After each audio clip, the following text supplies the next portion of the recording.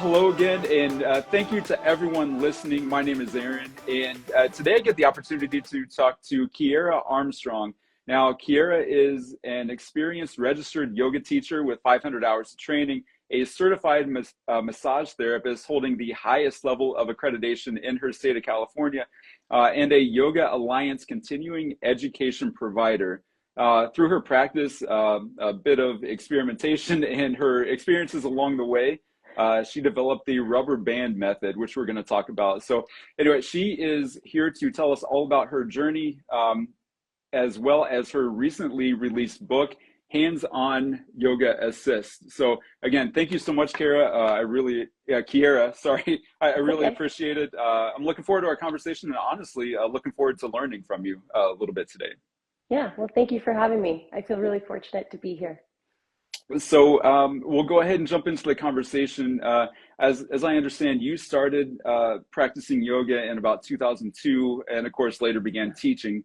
Now, first question here, what got you interested in yoga, and specifically to the degree to take it to the next level of sharing and teaching others?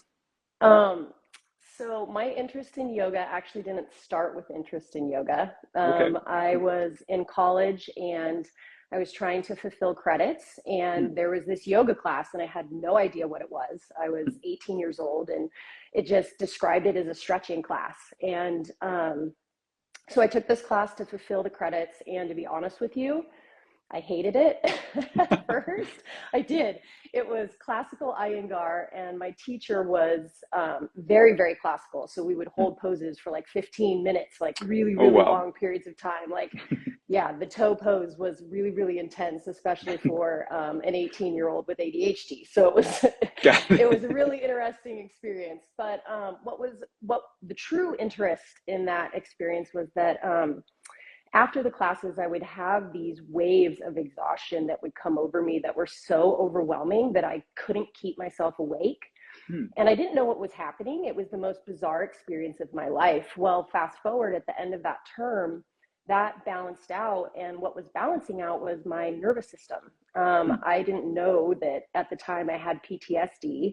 I just had the effects of it, if you will. And so I kind of stumbled into this class by happenstance, and then started feeling all the benefits of it. And I was essentially hooked from then on out. And so it just became something that I did as a regular self-care practice, because I could feel on a body level and a mental, emotional level how much it helped me.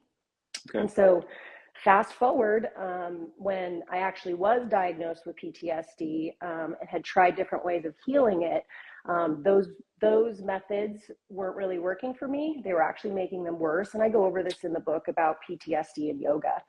And I was finding that yoga was actually helping me. I mean, it was like, in a way, saving my life. Oh, wow. Okay. To be honest with you, it was the most powerful stuff I had ever done as far as healing. And so I wanted more of it. And because it was helping me so much, I wanted to give it to others. I wanted to help others with it. But, touch was always central to the yoga I was experiencing, because with PTSD, yoga was helping, but it had its limits. And I had this really extraordinary moment with a yoga teacher where I had been practicing with her for a long time. And she came, I was struggling with breathing. So as part of my PTSD symptoms, I was always in a state of panic that I was breathing backwards. So instead of inhaling and my trachea or my airway opening, it was closing. And so no one was teaching me how to breathe, in my doctors weren't or whatever. And so I went to yoga class, and that's where everyone breathes. So I thought, okay, I'll learn how to breathe here.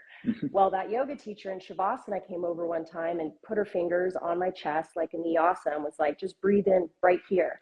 And she stayed with me for, I don't know how long, but eventually I actually breathed. Like, I took a normal inhale, and the healing and the release that caused was so powerful that I started exploring touch in various ways, from somatic body work, massage, etc., but also how it was affecting students and myself in the yoga classroom. So it was like yoga and touch for me were the exact same tool as far as being a healing methodology. Okay, very interesting there. Especially the fact that you weren't interested at all No, in yoga, no, and now you have this whole career like helping yes, other people, and you've written an entire book about it. yes, That's a really amazing story. yeah. Well, To be honest, I that did that was 25 years ago too, and I was just, right. I was a kid, and I think in early 2000s, yoga really didn't have its exposure or its traction. I'd never heard of Yoga Journal, though I believe Yoga Journal was around at that time. In Oregon, where I grew up, you just never saw yoga. There weren't yoga studios, and so yeah, there wasn't enough exposure to even have an interest in it. I'd never even Right. heard the word yoga when I saw it on the class listing. So yeah, but it was, it took a couple of weeks after my like sleeping spells and its powerful effect it was having on me to Mhm. kind of turn into a love affair of almost 25 years. So Wow, that is amazing though, and you have done an excellent job, obviously, progressing from there and doing a great job of teaching other people. So I guess to your point, you weren't even sure what yoga was at that no, point. I think now, you said 20 some years later, it's yoga is a lot more common. People in yeah, general know what yoga is, but I think the idea of hands-on yoga might be new to some people. So yeah. it sounds so much more in depth from what you described already. So could you explain exactly what hands-on yoga is, and then probably like how you developed the rubber band method?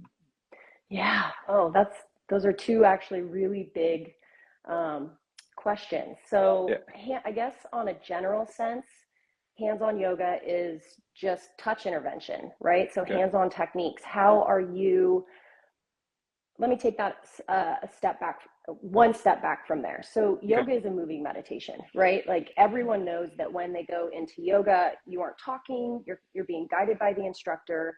They are taking you through breathing, mantra, drishti, pranayama, bandha, the asanas, of course. Mhm. Um, and you're not talking. So in a way, you get into this like feeling of almost like a trance. In a way, it becomes this moving meditation. Well, when a teacher comes around and they touch a student, you're just normal human awareness goes, oh, I'm being touched. Mhm. And so that touch is a touch intervention. And I've come to learn and adapt over the years that we can't lump touch into one name, because touch can have different meanings and it can have different purposes. So for example, in the yoga industry for a really long time, we've used the word adjustments as Okay. a catch-all for just all touch. Like whatever a teacher is doing, if they are touching the student, it's an adjustment. And that doesn't really make sense, because the actual definition of the word adjustment means to change. It means to fix, Okay. to put into a better position.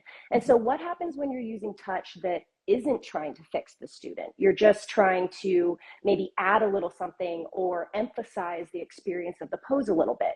Well, that's where we call it an assist. And so Okay. within rubber band method, we feel like, well, first of all, in rubber band method, consent is the number one rule. It's the number one tenet, if you will, that you'll find Mhm. in the book, that we always need to be asking for consent and doing it in a way that is skillful and respectful of students to be able to say no.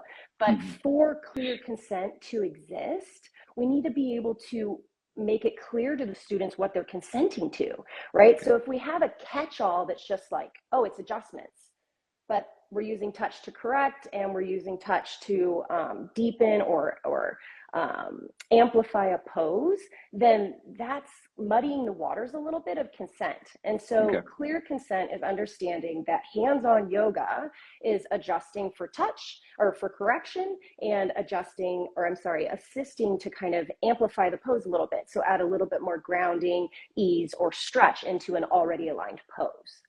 So does that Okay. answer those two questions, hopefully? No, absolutely it does. And Okay. you kind of went right into my next question here, about consent and, kind of, excuse me, setting some of those boundaries.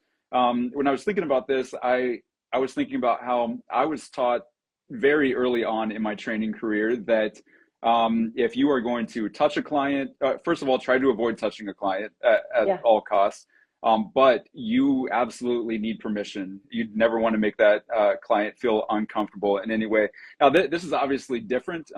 You're a certified massage therapist too, so I know that your scope is completely different than what I'm dealing with. But I know, like you just kind of mentioned, setting the standard for safe touch is something that's very important in this practice. And I noticed in the book, you have two full chapters that you talk about the tenets of assisting and respectful assist.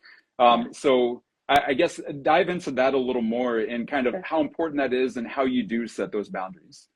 Yeah, well, I want to kind of touch on like the personal training aspect and being a coach in touch because, I talk about the rubber band method with lots of different people, and I do CrossFit, and I've been interacted with personal trainers, have friends who are personal trainers, and I love it because the concept of consent is even touching them. Like they go, Right. oh, it never even occurs to me. Like if I'm working with a client, I just touch them.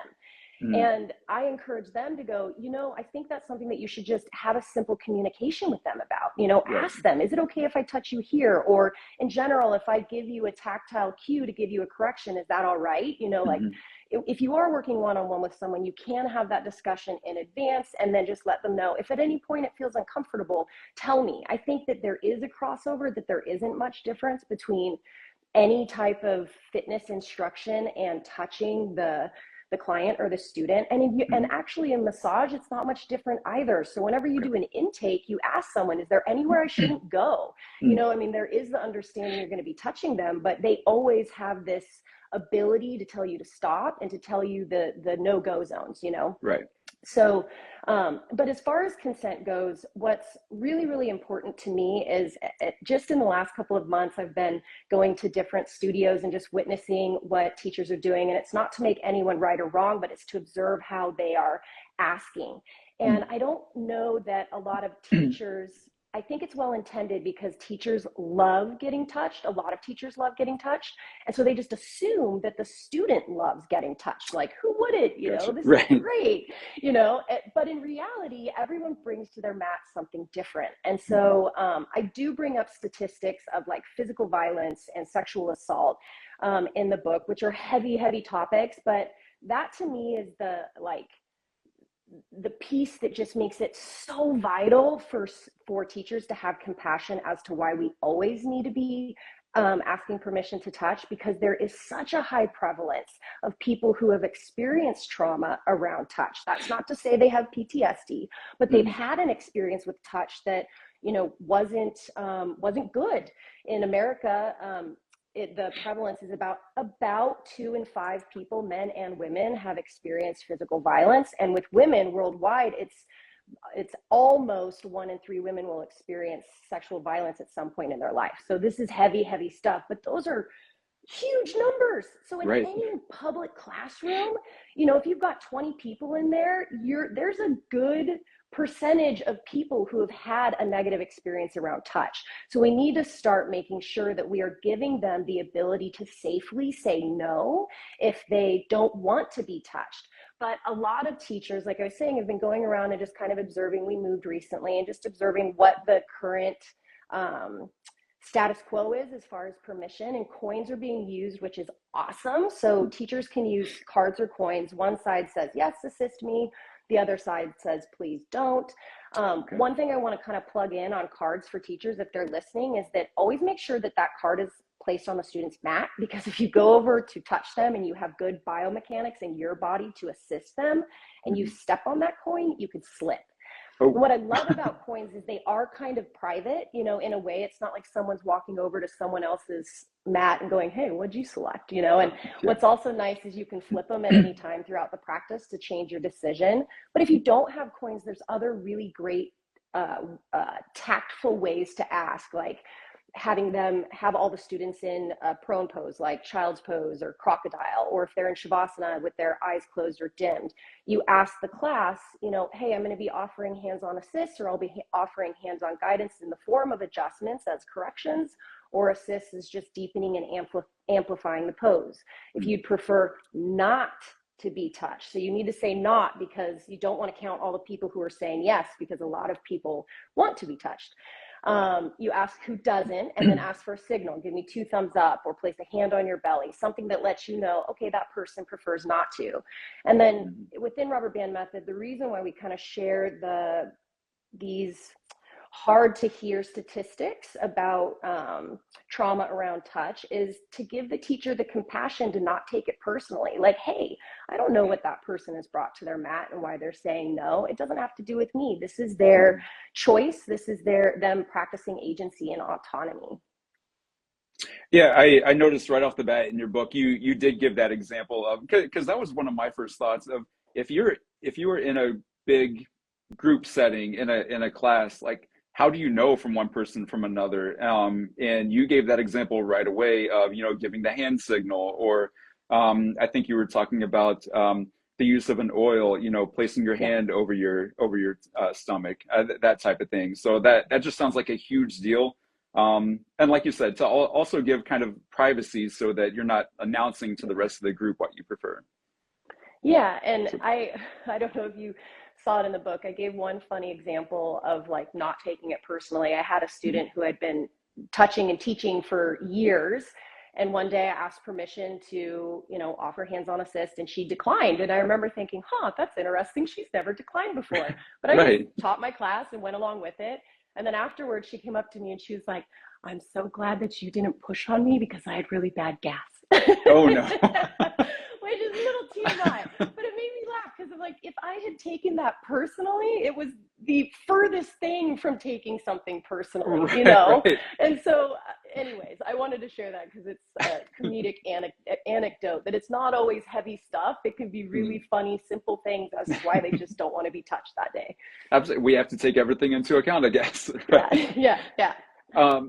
Something else that you mentioned, though, is the idea of every touch has a why, and every touch has a purpose. And I guess from my perspective, it sounds like that would give the student, I guess, a better understanding of exactly why you're doing it. Oh, I love that you brought that up. So I wholeheartedly believe whether it's an adjustment or an assist, so they are different and they have 2 different qualities of touch to them. You, as the teacher, if you're going to interrupt the student's practice, right? They're in that moving meditation, they're in their practice, and then you come over and touch them, and naturally they're going to notice. Naturally, it's going to have like this moment of interruption, and that's either going to be synchronous and really add something to their practice, or it's going to be disruptive and they're wondering, why are you touching me, or what am I supposed to be doing? And it is truly an interruption. When you can answer the why, where, and how to any touch intervention. So why am I touching this person? Am I correcting them? It's an adjustment. Am I assisting them? Their alignment looks great. They look totally safe, and I can add a little something to this pose for them. That's the why. Where? Being anatomically informed. So where am I touching them? Is it on the sacrum?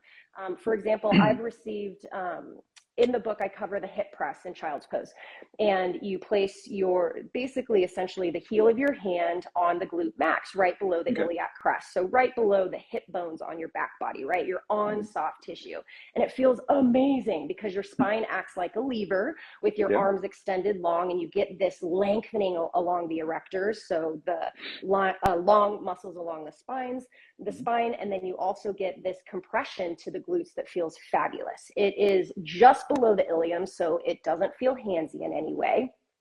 But if you receive that assist on the ilium, so on the bone, it doesn't create that lever action. So you don't get kind of the rubber band effect of lengthening the myofascia along the spine, along the erectors and in the hips. It just feels like someone's pushing your bones into the ground. And so where is really important, because if you're, just pushing on bone, it actually kind of hurts. And as the student, it's disruptive, and you're sitting there going, wait a minute, why are they pushing on my bones right now? And so where becomes really, really important. But then how is also really important, because I talk about this in the book, that both adjustments and assists help train students on proprioceptive awareness. And proprioceptive awareness is essentially your awareness of your body on the most basic, gross, fundamental level. Like, these are my feet. I can feel the carpet. You know, I'm not going to run into that wall with my shoulder. I know where I'm at in space. Mm-hmm. And everyone has varying levels of proprioceptive body awareness. And so in an adjustment, you use really light touch that just guides and directs with a verbal cue, you know, telling them pull the hip back, lengthen the heart forward, whatever it may be, with light touch. So that way the student learns how to do it in their own body. So they learn how to use those stabilizing muscles or even large muscles to find that safe alignment themselves the next time. That's the whole point of asana, right? We learn, we get better and better at understanding how to find that safe alignment. Well, in an assist, it's different. They're already aligned safely. They look good. They're comfortable. They're breathing well. And so we wouldn't use light touch. There's nothing to correct. So we use a firmer touch. And as I describe it, it's firm but receptive. So you're using just enough pressure to hook into the myofascia, to hook into the soft tissue, and then guide it somewhere. And where you're guiding it is along the lines of the pose. So for example, in child's pose spinal lengthening, the student's hands are reaching towards the top of the mat, right? They're growing long from their sacrum to their fingertips. They're not trying to press their body or their face into the mat. And so if we're doing a spinal lengthening along the spine, we don't want to push them down into the mat. That wouldn't feel good, you know, but if we mimic what the pose is doing, which is, you know, lengthening long towards the top of the mat and guide our pressure, that firm but receptive pressure, towards the top of the mat, towards the crown of the head, it feels amazing because it's mimicking what the pose is doing, and they just get a little bit more from that pose, and it's yummy. There's no other word for it. It just feels fabulous. I'm so glad you mentioned proprioception there, because that was going to be one of my next questions or kind of points, thinking that maybe you can share some of your experiences that maybe someone is receptive to hands-on at one point, and then you really get them to feel where they are supposed to feel certain poses or how they're supposed to feel. And then maybe they don't need it as much later just because they are more aware. Yeah, and that to me is an adjustment, right? So in an adjustment, you are using light touch to guide them into where you would like for them to go. And I'm not as rigid on alignment. To me, alignment is the basic building blocks of a pose. It's how we know a warrior one is a warrior one versus a warrior three, right? They're very, very different. And so alignment tells us this leg is doing this arm is doing this, etc.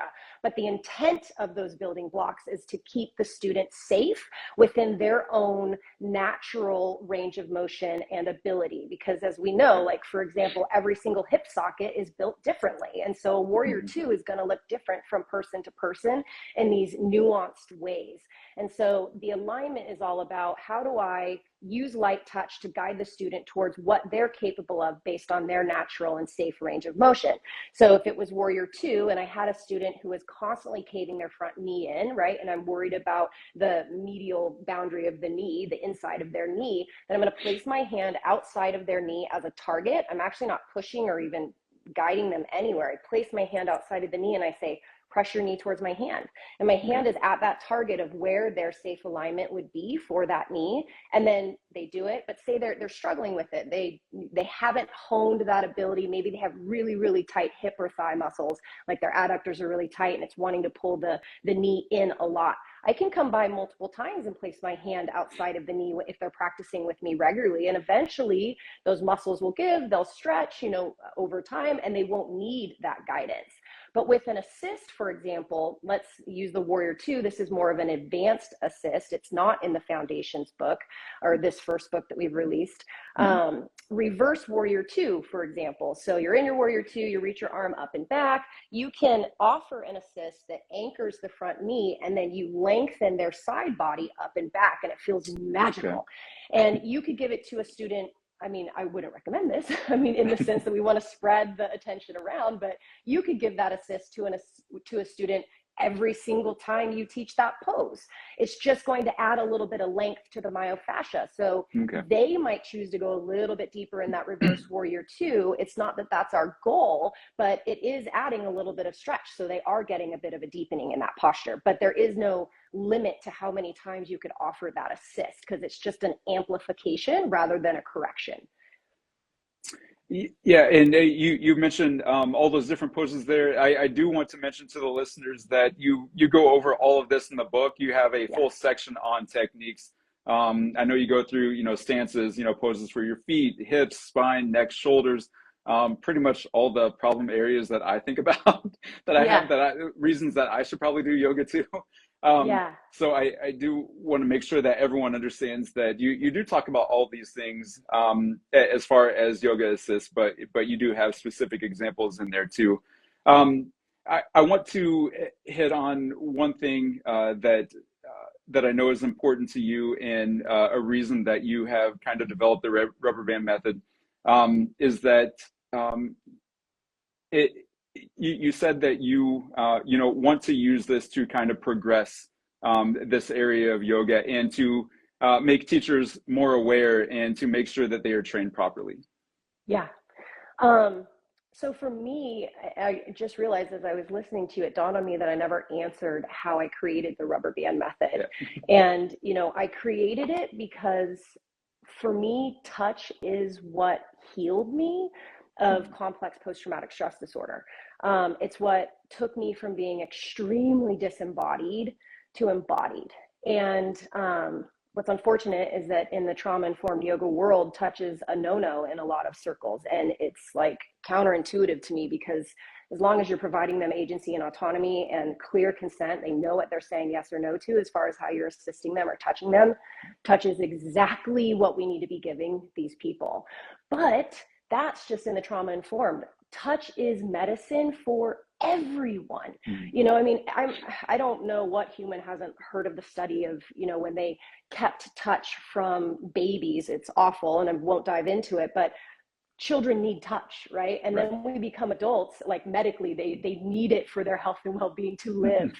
And then we become adults and we're like, oh, we don't need touch, like, and we don't really get touch. Like, we shake hands, maybe we give a hug to someone really briefly, but it is a biological need. Like, oxytocin is so good for us. And oxytocin, amongst other neurochemicals, is what's released when we get touched.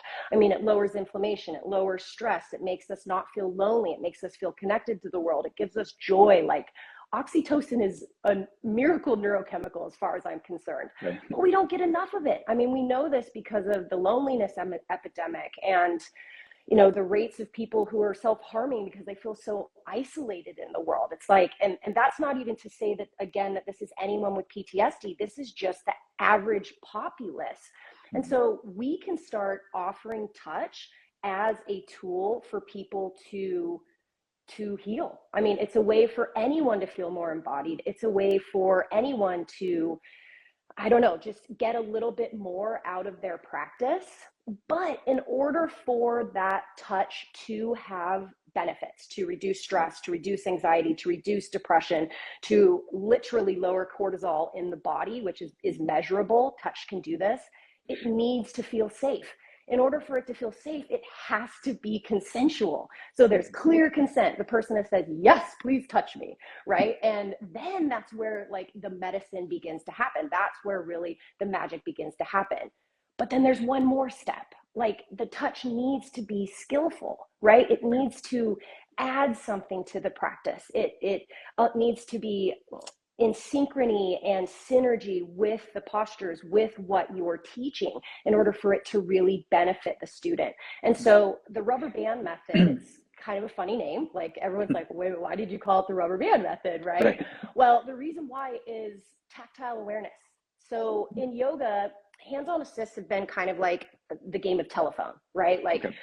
teachers or gurus or whomever back, way back, started giving the hip press and downward dog, and we just kind of like played telephone and passed it down to student, teacher to teacher to teacher to teacher, and it just kind of gets mimicked throughout the way.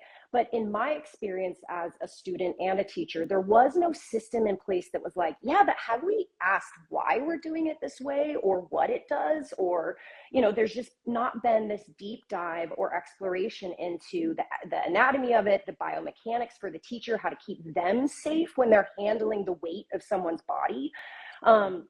Or the quality of their touch. And this is fundamental in massage. It's like the first thing we teach really is, are you doing deep tissue? Are you doing Swedish? Like, there's very different techniques for your pressure, and we call it tactile awareness or quality of touch. In the game of telephone and yoga, where we're kind of passing on these different techniques for offering assists or adjustments, there's never in my experience been this conversation of quality of touch, like listening to the students' tissues. Where are their safe bounds? And that's where in the book, and where the name comes from, I explain that those tissues, the myofascia, the muscles, and the fascia, they feel a lot like when a rubber band is being stretched. But everyone's different. There's so much diversity from injuries, lifestyle, anatomical male, anatomical female, all these differences that make tissue feel vastly different. But when you learn tactile awareness, or how to listen with your hands, that's how I term it, when you're touching someone, you can adapt your touch that makes it more safe and more beneficial for that student, rather than kind of just going through the motions and pushing to whatever degree that's the same for every single person.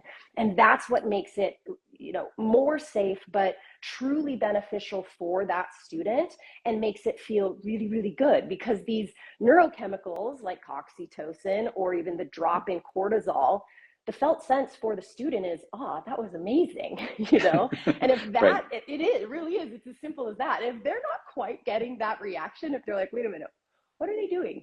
Then, who's to say that it's having that much of a benefit, but it could, And so being skilled in the touch is really, really important. And quality of touch is how we do that. Learning to listen with our hands, how to read body tissues. And I use the simple analogy of a rubber band to do that, just to simplify what seems like kind of a complex skill. Okay. Yeah, that excellent explanation there.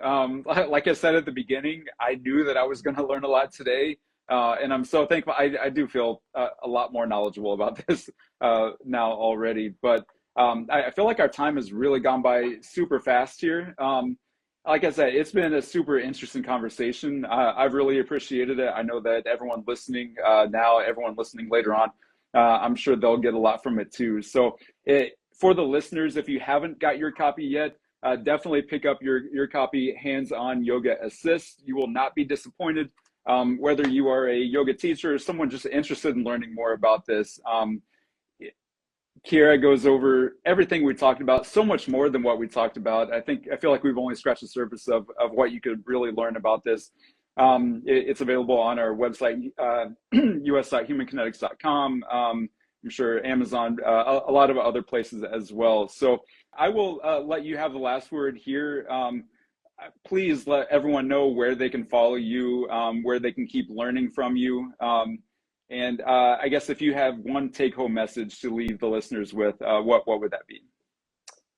Well, first, I guess they can find me at everything Rubber Band Method. So Instagram, Facebook, LinkedIn, it's all under Rubber Band Method. The website, rubberbandmethod.com, offers 3-dimensional videos, training videos. So that way, if they get the book and they want to dive a little bit deeper into seeing the assists, they can go there and sign up. It's just a monthly membership, and they can cancel anytime. And I made it affordable because I know my audience, it's yoga teachers. So I really want them to be able to get this information. And I think that the take home that I want to offer teachers is that touch is just like any other yogic tool, whether it's drishti, mantra, pranayama, bandha, any of them.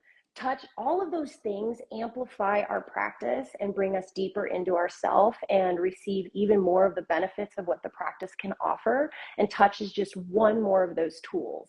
In fact, touch is just scientifically researched and backed to provide so much healing benefit to us that for me, it's like a no-brainer. Like, why aren't we offering this in our classes, at least to the people who have consented to receive it? So that's my one piece, is that touch is medicine, and let's start offering it as another tool in our classrooms.